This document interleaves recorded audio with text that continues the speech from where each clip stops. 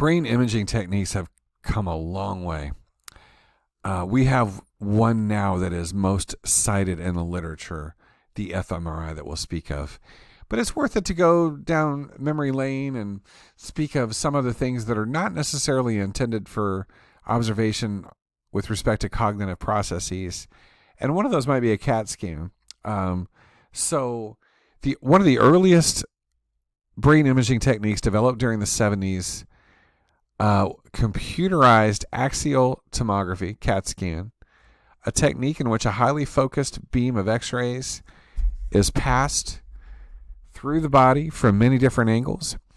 Differing densities of body organs, including the brain, deflect the rays differently, allowing visualization of the brain, of course. And typically a CAT scan of a person's brain results in about 9 to 12 different slices taken at different depths. But there are different reasons that we could identify for a CAT scan for different illnesses. For instance, as your text mentions, a recent brain hemorrhage are typically indicated by the presence of blood, and older brain damage is typically indicated by areas of cerebrospinal fluid, etc. So now there's an MRI. I imagine many of you have had an MRI, magnetic resonance image, and what is one of the implications of an MRI?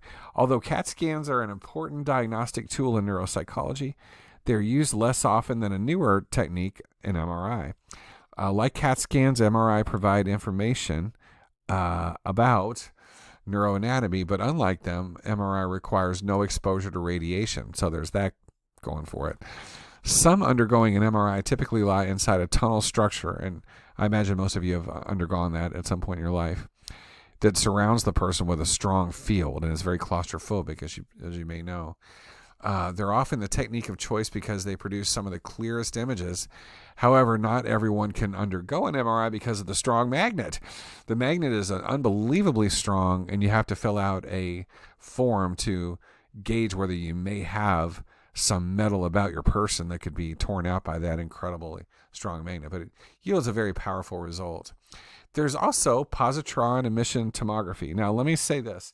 Well, let me read something I typed here. They involve a radioactive element to the bloodstream so that brain metabolism can be demonstrated while tasks are performed. And not everyone is so crazy about having a radioactive element developed, introduced to their person, but it does metabolize pretty quickly and it's harmless. But just to quote the text, it involves a radioactively labeled compound which can be detected by the devices outside the head, and PET scans measure the flow to different regions of the brain, allowing an electronic reconstruction of a picture of a brain that shows what you're doing at a given time, and suggesting that if I'm doing something verbal, that my left hemisphere will be firing away. If I'm doing something artistic, then the right hemisphere would be firing away. And they rely on the fact that when an area of the brain is active, more blood flows to it. So that's that idea of metabolism. You think about your physical person. For those of you that are in superb shape, your heart and cardiovascular system are less under strain when you're exercising than a person that's not in shape. And to some degree, that phenomenon exists in PETs. We can see that someone that's very good at something has less energy dispatched when they're involved in a task. Kind of a cool idea. So the radiation is a drawback, but it's fairly harmless and not a lot of injury is reported from that. And then of late we have fMRI, functional magnetic resonance imaging, in which people undergo a task and then we observe which brain areas are deployed the most. And it's more specific and more powerful and has the additional advantage of not having the radioactive injection. In fact, here is a scan.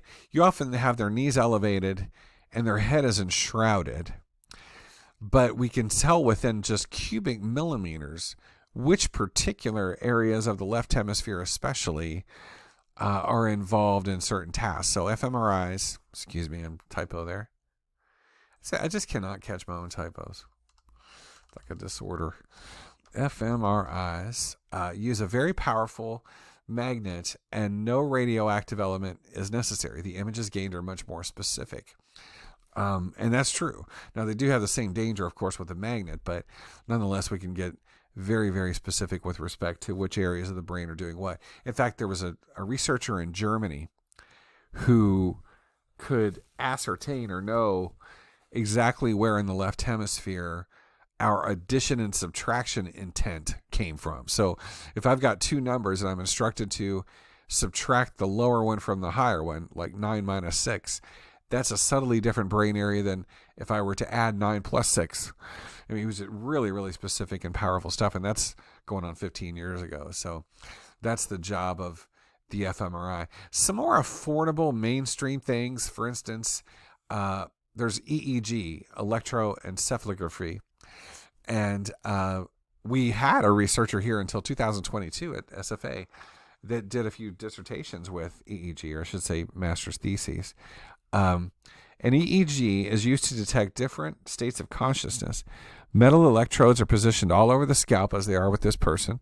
The waveforms record changes in predictable ways when the person being recorded is awake and alert, drowsy, asleep, in a coma. They provide the clinician or researcher with a continuous measure of brain activity. EEGs have some of the best temporal resolutions of any brain recording techniques available, and they can detect responses to events that occur as little as a millisecond apart. However, the spatial resolution of EEGs is not as good as what we've already covered. So it certainly has its potential, as does an event-related potential that I don't have a slide for. But an event-related potential measures an area of the brain's response to a specific event. So participants at an ERP have electrodes attached to their scalp and are then presented with various stimuli, such as sights and sounds, and the recording measures the brain activity from the time it's presented until some time afterwards. Now, these are much more affordable and don't require millions of dollars of equipment. A PET scan or an fMRI would be impossible to launch at SFA. But an EEG could be as little as, a really, really good one, as little as $20,000. And we could do some really powerful and fascinating research with that sort of thing. So I'm really a fan of the research that Dr. Schaefer did before he departed, and he yielded some interesting results. You can also read about, towards the end here, transcranial magnetic stimulation. I'll just tell you about briefly. An investigator places a coil close to their scalp over the target area, and depending on the rate at which the TMS is pulsed, the brain area will be excited or inhibited. And this allows the investigator to measure activity of specific brain circuits, basically as a research tool. So this would be a little more invasive. I can't imagine having an area of my brain suspended or stimulated. That sounds a little more than I'd be comfortable with, but that's the idea behind a transcranial magnetic stimulator. And your text has one, just almost a brief aside about it. But with respect to, if you had to ask, what is the state of the art, which is by far the most powerful and most interesting and most revelatory area of neuroscience research these days, is definitely the fMRI. It's very cost prohibitive, but nonetheless, that's what is enjoying the most publication volume.